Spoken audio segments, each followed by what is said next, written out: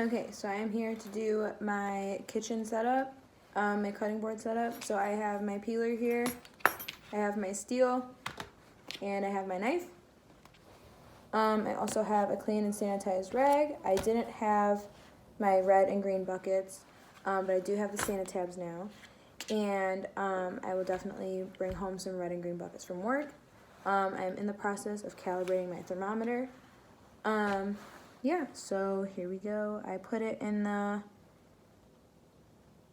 little lock, and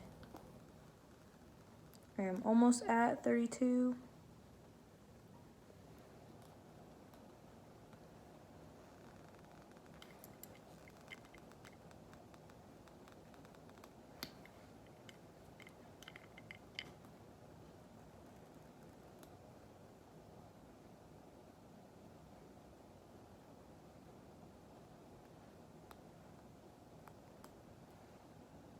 Okay, so I'm almost there.